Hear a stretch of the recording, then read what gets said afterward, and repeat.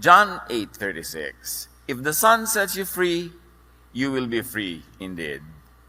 At sa karanasan ng maraming kabihasnaan, mga lipunan at mga individual, isang mahalagang factor to be happy is to be free. Maging malaya. Huwag maging alipin, huwag nakatali, huwag nakakulong. Panginoon, salamat po sa kalayaan, salamat sa freedom, salamat sa liberty na sa inyo lang nagmumula. Turuan niyo kaming maunawa kung ano ang halaga nito at papel nito sa pagiging masaya sa buhay. Be our teacher, our preacher, our healer. We seek you, Father, in the name of your Son, Jesus. Be free. Malaya ba tayo? O gaano kalaya? Jesus died to set people free from many, many prisons, and one of that is from the Jewish religious law, which was the context of his earthly existence.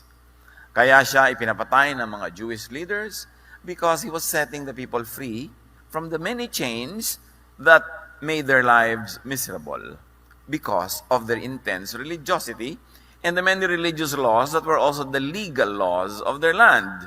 Acts 13:38-39, sa pamamagitan ni Jesus, ang lahat ng sumasampalataya sa Kanya ay pinapatawad na sa lahat ng pagkakasalang hindi na ipatawad sa inyo sa pamamagitan ng pagtupad sa kautusan ni Moses.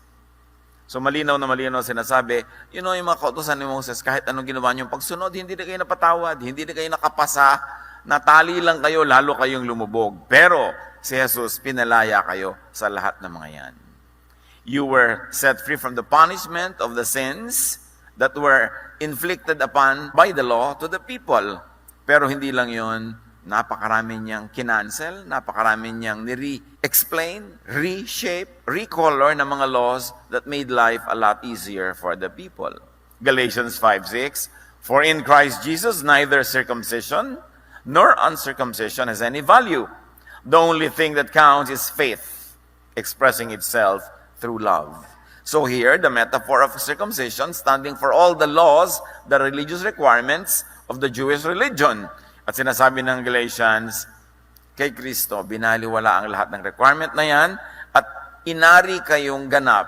Kayo ay kinonsider na pasado kahit hindi nyo ipinasa dahil wala namang nakapasa ng mga yan. So sa pamamagitan ni Jesus, in-extend ang kabaitan ng Diyos, nagpatawad, at yung mga laws na nagpapagilty sa inyo, kinancel pa. So hindi na kayo guilty. John 8:36, so if the Son sets you free, you will be free indeed. And this is freedom from religious prisons. Meron pang iba na freedom na dala-dala si Jesus. Basta yung general theme, the general love of the Father giving people freedom is expressed in many ways. Jesus died to set people free from needless control of other people, like slave owners, like earthly masters, like political and religious leaders, like the rich, the lenders, those that have economic, social, and political power over other people. Lahat yan, sinalungat, binangga, nilusaw ni Jesus. Kaya sa Jesus community, walang mga high class, low class, middle class, walang ganun. Lahat, wini-welcome ng Panginoon. Walang babae, walang lalaki distinction. Wala siyang pinipili na Jewish ba o Gentile ba. Kasi pinalaya niya ang mga tao, hindi lang sa Jewish law, kundi sa lahat ng inimbento ng lipunan, ng mga tao, ng mga systems that made the majority of the people slaves of the few. Kaya ang tinuturuan dyan sa mga rich, give your money to the poor. Let us democratize wealth. At tinuturo naman niya at ang kanyang mga alagad sa mga poor, work well so that you earn your money. Live within your means. Huwag kayong mangutang so that you are not a slave ng mga nagpapautang sa inyo. At sinabi niya, maging masunurin kayo sa gobyerno para hindi kayo maparusahan ng mga laws ng gobyernong ito. Kasi napaka-powerful ng government, may mga prison yan. So, be good citizens so that the power of the state will be used to protect you and not against you. At sa maraming mga naging tradisyon kasunod noon in the New Testament, we see the teachings of the apostles na yung mga masters, sinasabi niya, palayain nyo na yung mga slaves nyo. Kailangan magkaroon ng kalayaan ang mga tao. The teachings of Jesus is just not for the religious context, but for the life of the people and all the breadth and width and height and length and depth of that life. Kumpletong buhay.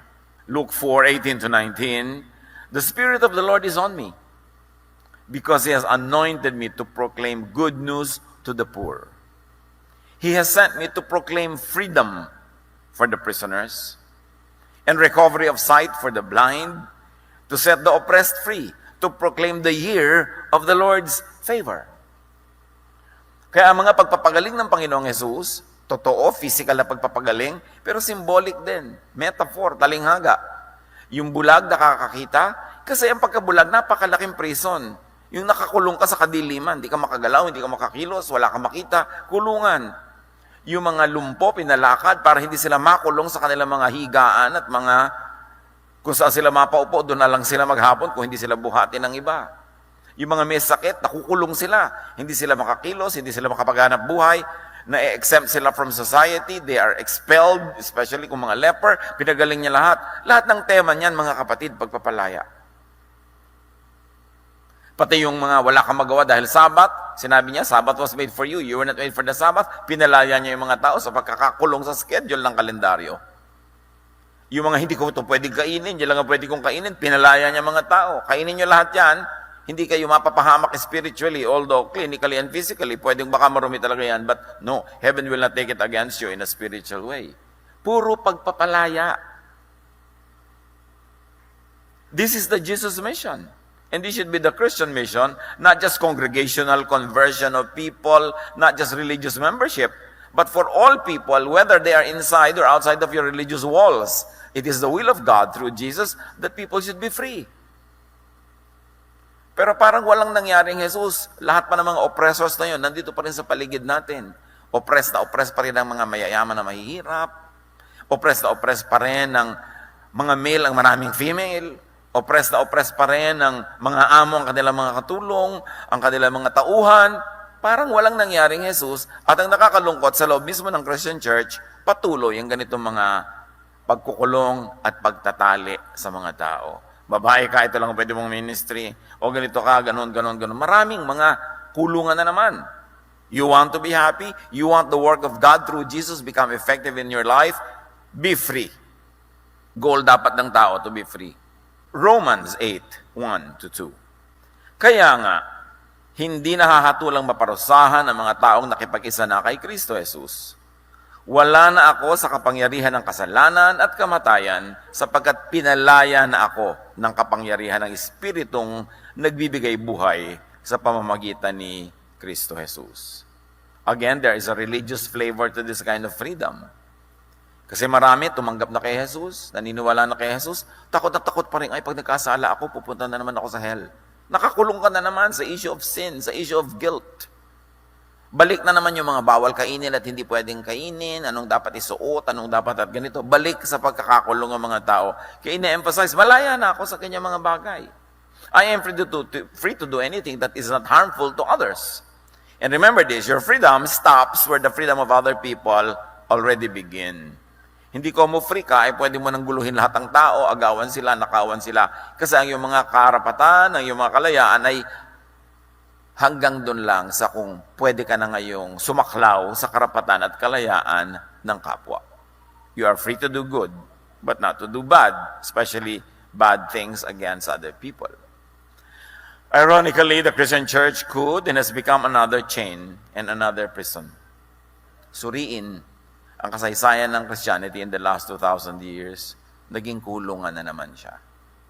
Ikinulong na naman ang mga babae sa ganitong role, ikinulong na naman ang mga mahihirap sa ganitong role, nagkaroon na naman ng mga amo, mga boss, mga bishops, mga kung ano-ano, mga leaders. Bumalik lang ang lahat. Naging mas oppressive pa kasi ginagawa na sa pangalan ng Diyos, so wala na makakontra kahit oppressive na ang relihiyon. Therefore, you want to be happy, God wants you happy, don't only be free, but stay free. Minsan, madaling lumaya. Magkaroon ka lang ng isang himagsikan, isang revolusyon, lumalaya ang isang bansa. But to stay free? No, they invent their own masters again. Yung mga pakaraming mga bansa sa South America, tinatawag nilang Banana Republic kasi maraming saging doon.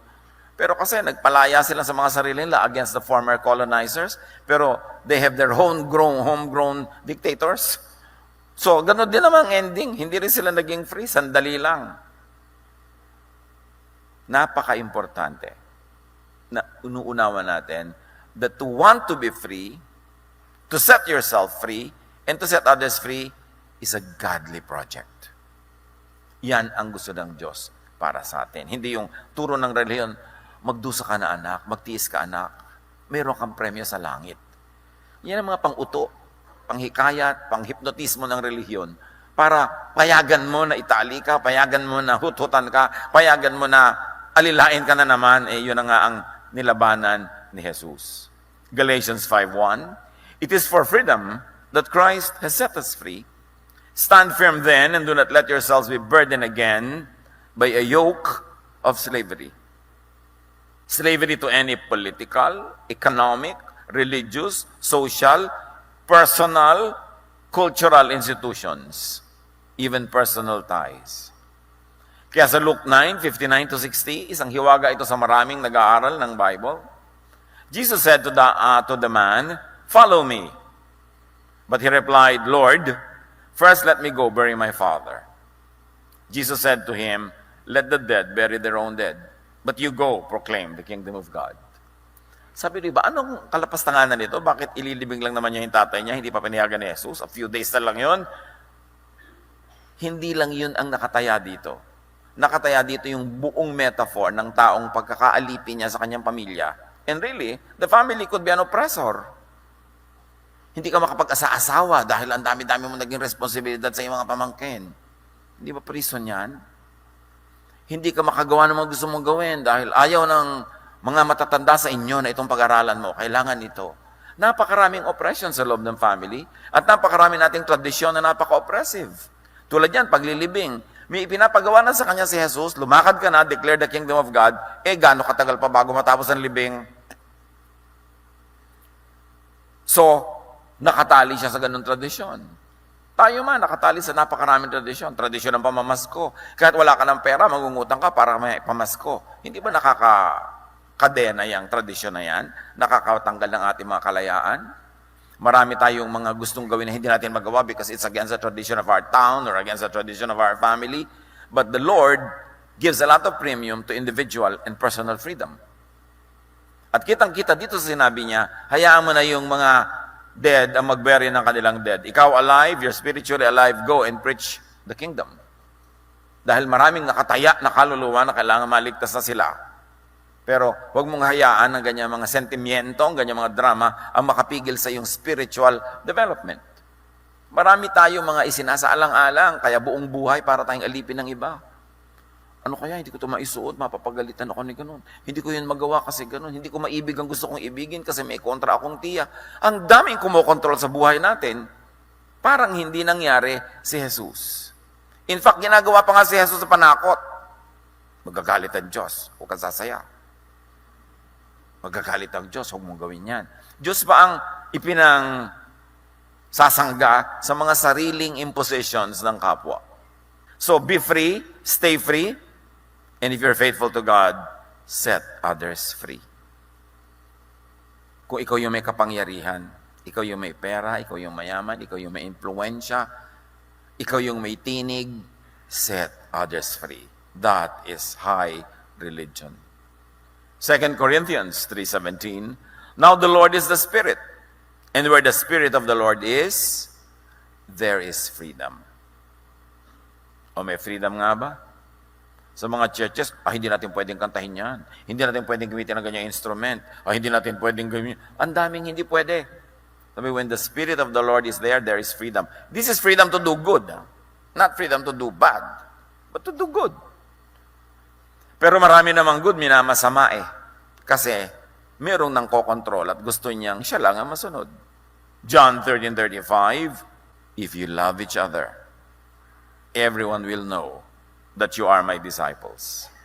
So paano nalalaman kung ikay tagasunod ni Jesus? Hindi ko anong version ng Bible ang ginagamit mo. Hindi ko anong sekta o relihiyon ka, kundi kung maibigin ka. Mas generic, hindi branded religion. Maibigin ka, edi sumusunod ka kay Jesus. At sa John 14:12, sabi ni Jesus, "Very truly I tell you, whoever believes in me will do the works I have been doing." And what has Jesus been doing? Setting people free and loving people. So, kung ikaw ay alagad ni Jesus, kung mahal mo si Jesus, you will love people. And if you love people like Jesus does, you will set people free. Papayagan mo, for instance, ang anak mo na sundin yung kursong gusto ng puso niya, hindi yung dinidikta mo lang dahil ikaw magbabayad ng matrikula. Papayagan mo yung anak mo na ibigin yung taong hindi mo gusto, siya naman itong iibig, siya naman itong magpapakasal. Bagamat hindi masamang makinig sa mga magulang, kasi mga magulang sa haba na ng kanilang experience, marunong na silang umuri at manuri. 99% tama ang mga magulang. But when push comes to shove, your greatest gift to your child will be to set them free. Meron ako nung kilala na yung kanilang mga young people in their family gustong may gawing career, ayaw nung matatanda. Kinausap pa ako para ako pumigil. Pero sabi ko, yung mga bata may pakpak, hayaan lumipad. Kasi kaya sila may pakpak. Kung pwede lang nga sana, tanggalin natin yung pakpak na yun, ipamulsa na lang natin sila, hindi ba? Yung lagi na lang natin sila kasama. Pero ang bata, pag ipinanganak, nalalagot yung pusod mula sa ina. Yun ang simula ng kagustuhan ng Diyos na magkaroon siya ng buhay na independent. Meron kayong fellowship, meron kayong pagsasama, nagkakabuhol-buhol ang mga buhay nyo, pero meron din siya dapat personal freedoms. Kasi kung gusto ng Diyos na hindi mo wala sa gilid mo yung anak mo, dapat hindi nalalagot ang pusod pag ipinapanganak. Imagine na lang kung 8 anak nyo. Kayo rin mahihirapan, ang dami nakatali sa inyo. Na lumalaya din yung ina dun lumalaya din yung anak. Ganun ang will ng Diyos. In other words, if you love people, if you are like Jesus, and if you are a disciple of Jesus, if you set each other free, everyone will know that you are my disciples, sabi ni Jesus. Do you set people free? Or do you imprison them, especially in religious terms? But if you bind people, if you keep people in chains, if you keep them constantly under your control, whose disciple are you? Because the disciple of Jesus loves, and those who love set others free. Be free, stay free. That is the way to be happy. And what are the simple ways to be free? Very practical and easy to understand. Do not make and minimize making pledges or promises. Do not pledge. Do not commit the future unnecessarily. Kasi nakatali ka. Tali yan. Aaten ka sa kasal ko kailan? 10 years from now, huwag ka mawawala. Oo ka. Tapos ang daming dumating na opportunities, no ka lang, ay matatapat sa kasal niya. Pag ikinomit mo ang future, nakatali ka. Kaya kung mahal, sabi mo, alam mo kung mahal mo ako pinsan, huwag mo akong papangakuin. Set me free. Kung dumating yung araw na yun and I'm free and it is to my pleasure to be there, I'll be there. But for you to make me commit to that now, just for you to please yourself that I will be there, then you're using me, you are not loving me. Dapat nating suriin ang ating mga ugali. Do not commit the future. And you know what? Pag kayo nag-guarantee sa utang ng iba, you are committing the future. Your future pocket. Kaya pag guarantor ka, hindi ka makatulog, yung nangutang, tulog na tulog. Kasi pag hindi siya nagbayad, ikaw ang magbabayad. Gano'n karami na yung gano'n, natali sila. I know many people, mga sarili nilang lupa ibinenta, pambayad sa utang, ng ginarantihan nila. Proverbs 6, 1-5, My son, if you have put up security for your neighbor, ibig sabihin naging guarantor ka, if you had shaken hands in pledge for a stranger, naging guarantor ka ng iba, you have been trapped by what you said, ensnared by the words of your mouth. Do this, my son, to free yourself. Since you have fallen into your neighbor's hands, go to the point of exhaustion and give your neighbor no rest.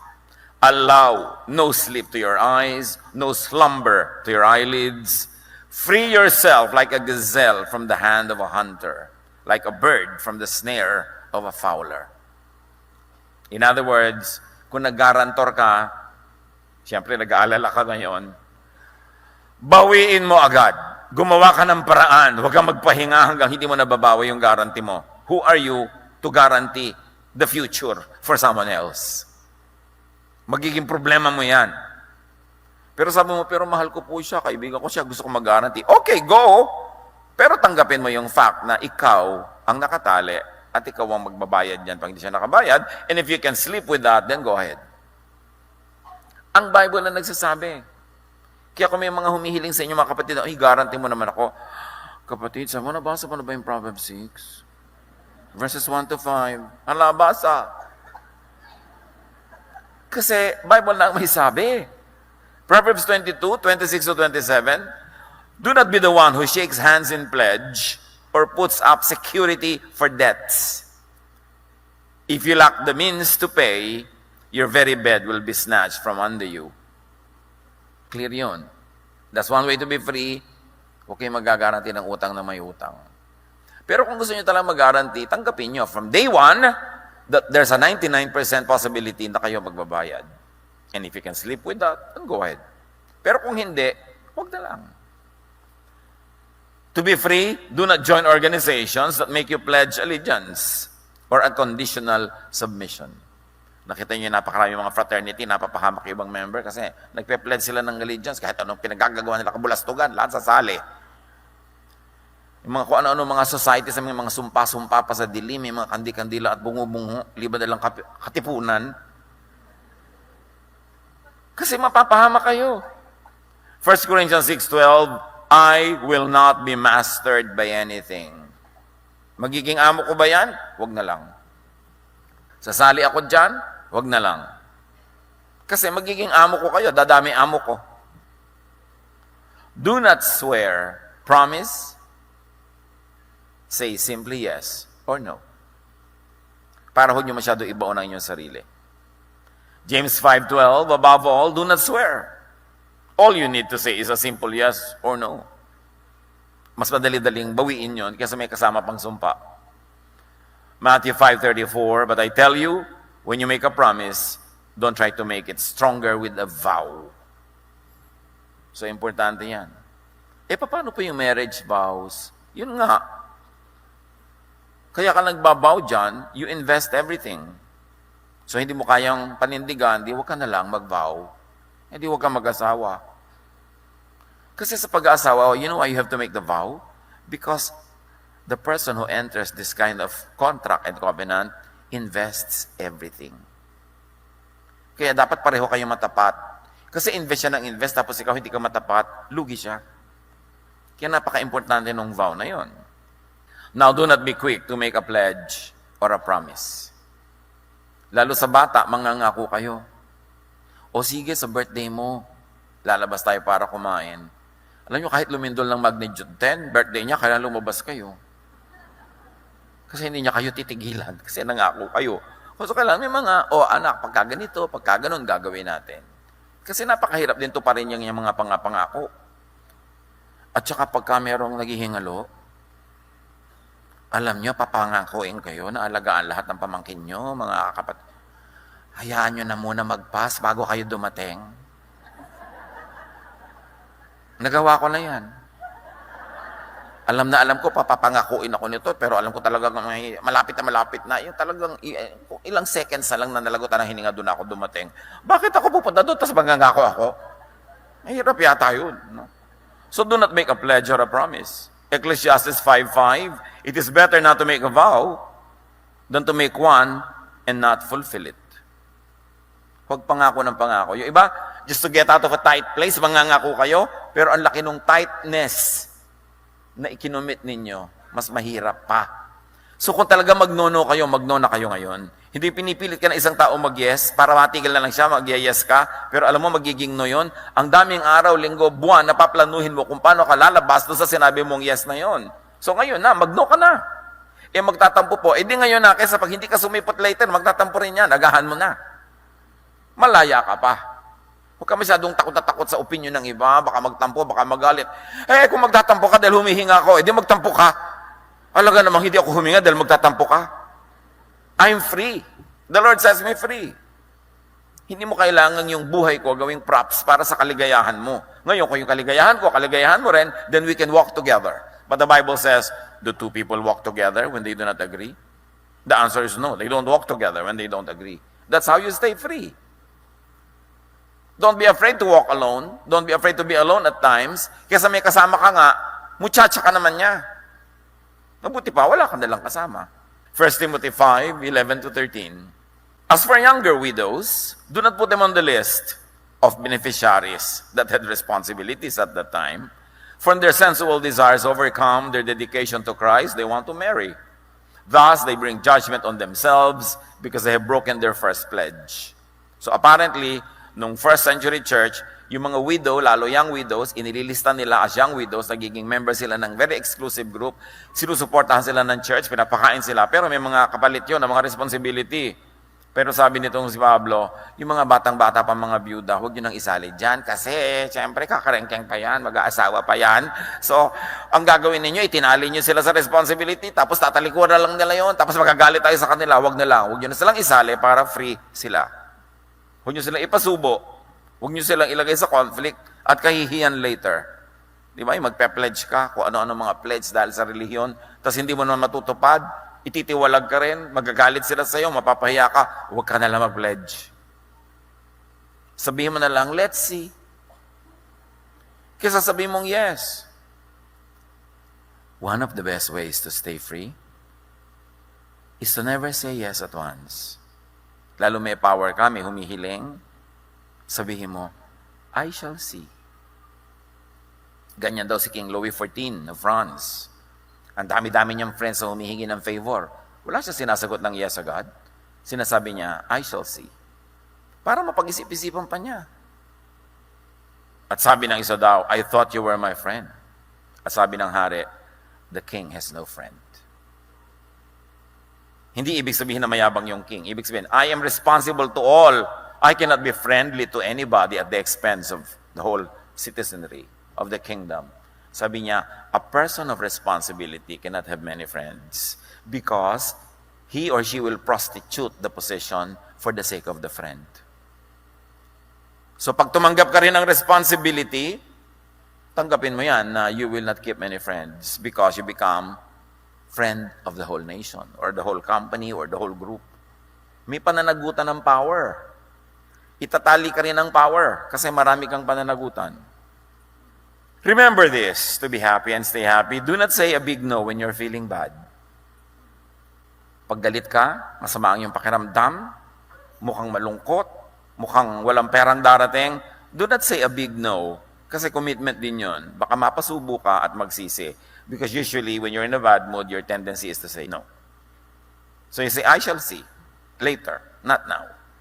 Proverbs 29:22, an angry person stirs up conflict. And a hot-tempered person commits many sins. Kasama na rin doon yung mga nagno-no siya sa hindi naman niya dapat nakaka-create siya ng maraming enemies. Do not say a big yes when happy. Alam niyo, pag happy-happy kayo, ang tendency niyo mag-yes kahit saan, kahit ano. At yung mga mapagsamantala, inaabangan, happy ba? Sa office yan, happy ba si boss? Di ba? Happy ba si ma'am? Oo. Naku, ito, papapirmahan ko na itong mga request ko. Kasi pag happy ka, yes ka ng yes. Tandaan nyo to ha, pag malungkot kayo, don't say no. Pag masaya kayo, don't say yes. Kasi ang tendency, pag lumungkot kayo bukas, bakit ba ako nakapag-yes? Natauhan ka eh. Baka nabibigla ka lang, tapos magsisisi ka. Yang yes at no, huwag niyong pawalan agad. Hold it. Pag pinawalan nyo na, amon nyo na yan. Kayo na ang slave ng yes at no ninyo. Pero habang hawak nyo pa, kayo pa ang amo. Matthew 14:6-7. Nang sumapit ang kaarawan ni Herodes, sumayaw ang anak na babae ni Herodias sa harap ng mga panauhin. Labis na nasiyan si Herodes, kaya sinumpa niyang ibibigay sa dalaga ano mang ibigin nito. Sabi niya, even half to my kingdom, I'll give to you. Ang saya-saya kasi nung hari, lasing pa. Sabi nung dalaga sa nanay niya, ano pang hihingin ko? Ang ulo ni John the Baptist. Nung sinabi niya, ibigay niyo po sa akin ang ulo ni John the Baptist na nakalagay sa isang platera, di biglang nanlumo itong Herod kasi nangako siya ng yes. Kasi happy siya eh. Huwag kayong yes ng yes pag kayo happy. Antayin yung lumungkot-lungkot kayo ng konti. Kasi ang medyo malungkot-lungkot ng konti, mas matalino. Kesa sa sobrang masaya. Do not commit when tired or sleepy or hungry. May mga diplomats, not Filipinos, ang kanyang paraan dahil makapangyarihan ng kanilang bansa, pag meron siyang gustong kunin sa ibang bansa, mapakuha niya ng yes, mabraso yung mga leader doon, dadalawin niya personally, pero ang dating niya sa bansa na yun, mga alas 2, alas 3 ng umaga, nung bansa na din pinuntahan niya, na tamang-tama sa bansang pinanggalingan niya, oras lang talagang gising niya. Pero yung dadat na niyang bansa, mga nagtutok-atok, antok-antok, pagod na pagod. So para matapos na lang yung meeting na yun, yes talaga sila ng yes, nakukuha ng diplomat na ito ang lahat ng gusto niya. Kasi yung kinakausap niya, inaantok. O pagod. Kaya kung kayo antukin after lunch, huwag kayong pipirma ng anumang papel. Huwag kayong makikipag-meeting. Kahit ako, kinukuha nila ng speaker, after lunch, inaantok ako, anak, sa oras na yan. Nilagyan mo ko sa ibang oras. Baka kung anong pagsasabihin ko dyan, matapos na lang. Gagalang nyo yung inyong biorhythm. Kasi may mga tendency na kayo mag-yes o mag-no, depende kung ano ang chemical composition ng inyong katawan. Genesis 25:29-34. Minsan, si Jacob ay nagluluto ng sinabawang pulang patani or lentils. Siya naman pagdating ni Esau mula sa pangangaso, sinabi niya, gutom na ako. Bigyan mo naman ako niyang mapulang niluluto mo. Sumagot si Jacob, ibigay mo muna sa akin ang iyong karapatang bilang panganay.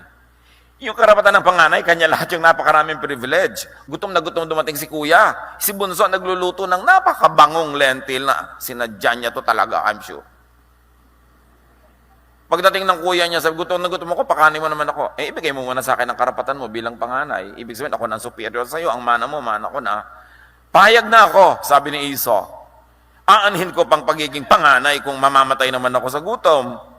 Kung gayon, sabi ni Jacob, sumampa ka muna. Pakita niyo mga elements na pinag-uusapan natin.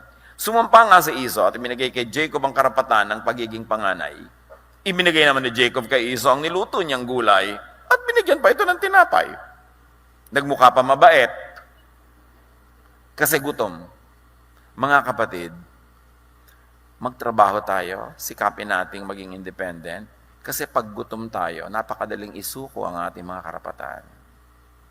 Pagkapos ka, wala kang pera, nangangailangan, napakadaling magpaalipin sa kapwa. Kaya yung pagiging economically active and productive and fruitful, part of freedom yan. Part yan of Christian ethics. Because when you don't have anything, and people give you something, they can throw it at your face, and you have no choice but to smile. Naaalipin ka, pag needy ka, kaya kailangan di ka needy. Iwasan na dumating sa ganong pagkakataon. And do not commit at once sa mga invitation. Tulad ko lang, por Dios, por Santo, ang tanda-tanda ko na. Tapos ang dami-dami pa, ipakasal nyo naman po kami, Pastor, kailan? 2 years from now po. Anak, ang tagal-tagal pa nun. Paano ko may biglang magyaya sa akin ng round trip around the world? Di ako makalakad dahil nakukomit ako sa'yo. Saka na, invite me 1 week before. Ay, ang lapit naman po. Kung ayaw mo, diwag. Ba't mo ako pinapakomit ngayon? Ganun mo ba ako ka-love? Tinatanggalan mo ako ng freedom? Gawin mo lang akong trophy pastor, trophy tagagawa ng wedding mo, kahit yung buhay ko natali na sa'yo. So, isipin naman natin yung ganun. Maging mabait tayo sa kapwa, huwag natin silang ipahamak o ipasubo sobra. Ganyan yung makasalan, mga birthday. There was one person that invited me to a birthday, and I usually don't go to birthdays anymore kasi inaantok na kapag 8 o'clock. Gusto ko na mahiga. Alam ko yung birthday niya, late pa yun magsisimula, ang haba-haba pa, bla bla bla. So sabi ko, sige, pupuntahan lang ako kasi may kami pinagsamahan ng matagal na. So niya, huwag ka mawawala. That was the most unkind thing I heard. Yung, huwag ako talagang mawawala. Yung, napakalaki naman pananagutan yan. Di ba? So, napakahalaga mga kapatid, to not overcommit. Do not accept every invitation. Pero kung wala mag-iimbita sa inyo, pasalamat na kayo umimbita. Yes na agad. Pero kung pagod na kayo and you have earned it, huwag kayo lagi mag-commit. Mga events. Ang dami mga event. Birthday, minsan ko lang pong birthday yan. Oo nga, iha, minsan mo lang birthday. Pero merong 5,000 tao sa church. Minsan din sila nagbe-birthday a year. Kung lahat yan pupuntahan mo, di naubos na yung buong buhay ko, ka-attend ng ganyan. So mahal mo ko, ganito dapat ang invitation. We love you, we like to invite you, and we will be glad if you could come. But if you could not, that's fine. And even if you commit to come, you may be late. Or na what, tinamad ka, di wag kang pumunta. That's how much we love you. Ganun dapat ang invitation. I'll accept all those kind of invitations. Pero yung huwag na huwag kayo mawawala. Naman. Diba? Ecclesiastes 5:6, do not let your mouth lead you into sin, and do not protest to the temple messenger, my vow was a mistake. So you see, yung mga spiritually high, huwag din kayo laging pledge ng pledge. Kaya ako hindi nagpapa-pledge sa church. Yung pledge, ito gastos, ito yung pledge kayo. Pero siyempre, magme-message ka muna nung makabagbag damdamin, yung nakakagilting tanggihan, tapos ipapas mo yung mga pledge cards. Diba? Emotional blackmail yan. Spiritual blackmail. Kaya, sabi ni Ecclesiastes, kaka-pledge mo pa lang kanina, natauhan ka, sabi mo, may vow sa mistake, binabawi mo doon sa program director yung pledge mo. Kaya sabi niya, huwag kang pledge ng pledge. Judges 11, ito ang isang pledge na gusto kong tandaan niyo mga kapatid. Sumumpa si Jephthah kay Yahweh ng ganito, kapag pinagtagumpay ninyo ako laban sa mga Amonita, susunugin ko bilang handog sa inyo ang unang lalabas sa aking bahay at sasalubong sa akin pag-uwi ko. Ugali ng maraming hayop, pag dumadating yung kanilang amo, nagtatakbuhan sa pag-greet. At sabi ni Jephthah, Lord, papanalunin niyo lang sa giyerang ito. Ang mauna sa takbuhan na ito na sumalubong sa akin, susunugin ko bilang handog. Gusto niyo ba yung ganong pledge? Nang magbalik si Jephthah sa Mizpah, sa kanyang bahay, sinalubong siya ng kanyang anak na babae na sumasayaw sa saliw ng tamburin. Siya ang kaisang-isang anak ni Jephthah. Nang makita siya ni Jephthah, pinunit niya ang kanyang damit at buong paghihinagpis na sinabi, anak ko, kay bigat na bagay nitong ginawa mo sa akin ngayon. Ang panata ko kay Yahweh ay hindi ko na mababawi pa. Dapat sinabi ng anak, bakit ako nagbigay? Kayong gumawa ng vow. Why don't you burn? Ba't ako? Kasi nag-pledge ako. Sabi niya ganun. Ang tanong ito mga kapatid, bakit naman nata? Huwag kayong panata ng panata. Yung namamanata, maglalakad ako ng 10 kilometro tuwing Biyernes Santo. Kahit bumabagyo, kumikidlat, maglalakad kayo. Di ba? Kung di bumabagyo, kumikidlat pa, yun naman sabihin kay Lord na, joke. Bakit hindi binawi ang panata? Di ba? At bakit kinonsinti ng temple, ng religion, ang mga panatang yan? Kasi beneficial yan to religion. Namanata ka, so obligado ka ngayon magbigay, maglingkod, magganito, magganon. Pero ang nakakalimutan nating lahat, nakalimutan ni Jephthah, mabuti at mabait ng Diyos. In fact, ayaw ka nga niyang mamanata eh. So kung ayaw ng Diyos na ikaw vow ng vow, pledge ng pledge, at nagkamali ka nag-pledge, magagalit kaya siya kung binawi niya, Lord, di po ba sabi niyo, gusto niyo free ako? O yan na end, sisimula mo. Pwede po bang bawian na lang? Hindi kaya pwedeng sabihin ni Jephthah yun sa Diyos? Anong pagkakakilalan sa Diyos? Ganong kalupit? Samantalang sabi sa Isaiah 1:18, come now, let us settle the matter. Sabi ng ibang versions, let us reason together. Though your sins are like scarlet, they shall be white as snow. Though they are red as crimson, they shall be like wool. Kahit ang dumi nyo, lilinisin ko kayo. So mahirap ba naman sa Diyos na sabihin, o sige na, lumaya ka na lang, bawiin mo na yung pledge mo na yan. Hindi ko gustong nakatali ka. Sobrang misrepresented ng religion ng Diyos. Nagmumukha ang Diyos na malupit, unreasonable, unkind. No. God is so kind, and He was so bored and angry with the way religion has been misrepresenting Him that He sent His Son, Jesus, to give us the true image of the invisible God.